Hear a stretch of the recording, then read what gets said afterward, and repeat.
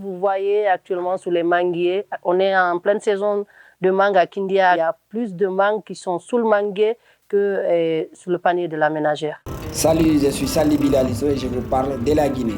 Avec les haut-parleurs, je vous amène sur les routes de mon pays. On va voir des paysages de fous, découvrir les richesses de la Guinée et rencontrer des jeunes qui se battent pour améliorer leur quotidien. C'est parti.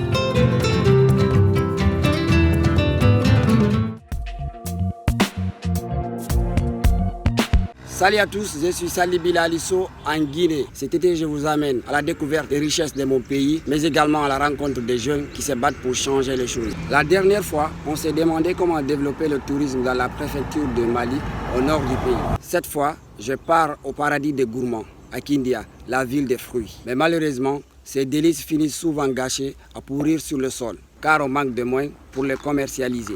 Alors, il faut que ça change. Allez, je vous embarque.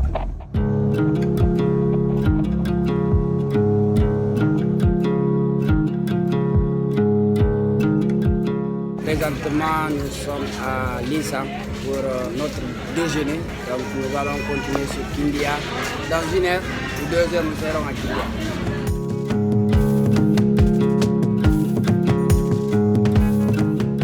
Vous voyez le soleil et la rivière Tiringouré juste derrière moi.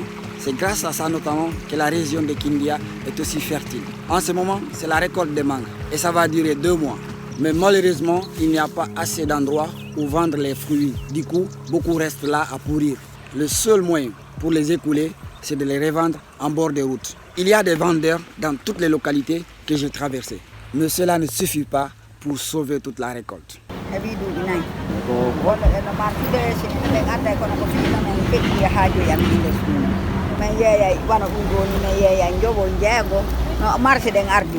goɗɗum go si tawi a ƴamari makiti buy heɓa wano 25 mille wano 30 mille wano 50 mille no nafude men min sooda e piihoji amen koye ga buy ko ɗum men woni feƴƴumen.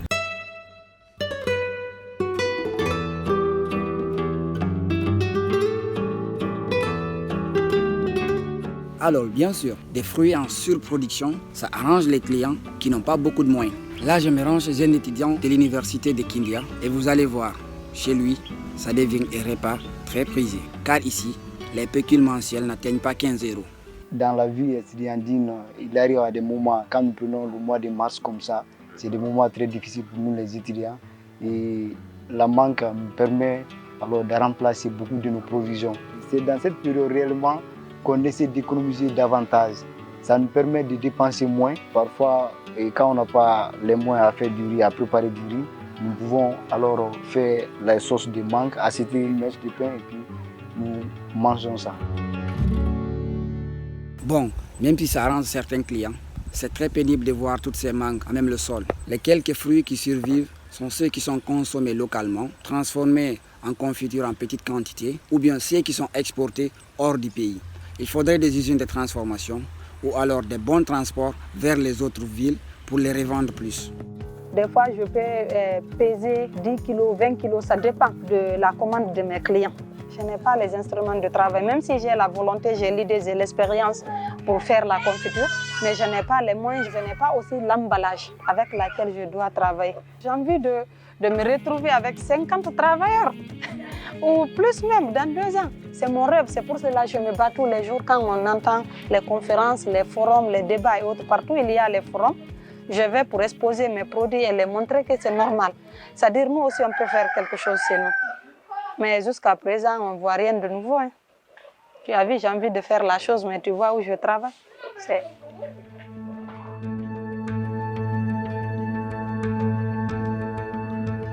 En organisant bien ce secteur, que beaucoup d'acteurs jugent prometteur, l'économie locale pourrait connaître un grand essor et ça créerait encore beaucoup d'emplois et de revenus. Mademoiselle Ba a encore une autre idée qui consiste à chasser les fruits. Avec le séchage, s'il y a une grande production, vraiment, il y aura aussi une grande rentabilité aussi. Nous utilisons un séchoir solaire acheminé qu'on a confectionné nous-mêmes, mais n'ayant pas les moyens de se procurer un séchoir électrique, on produit à petite échelle. Si aujourd'hui on a la chance d'obtenir un séchoir électrique, on pourrait par exemple sécher 1 tonne par jour, on pourra vendre ça même à l'international. On essaie de bien couvrir pour ne pas que les mouches rentrent ou qu'il y ait de la poussière. Ici, on va laisser à l'intérieur du séchoir. Après le coucher du soleil, on vient, on retire les clés, on les met à l'abri jusqu'au petit matin. Après le séchage, le fruit peut être conservé pendant 1 an avec un emballage adapté à l'alimentation. Par exemple, moi, j'ai opté pour des emballages biodégradables. Je vais aussi penser à l'environnement. Moi, si j'étais le maire, je mettrais au plus vite des petites usines de transformation, mais également une stratégie locale pour que les mangues et les autres richesses de Kindia profitent à tous les habitants. Des solutions innovantes doivent émerger pour impulser ce secteur qu'ils estiment être d'un fort potentiel. Et si c'était toi, qu'aurais-tu fait pour éviter les gâchis et pour que les citoyens soient moins désemparés face à la triste situation?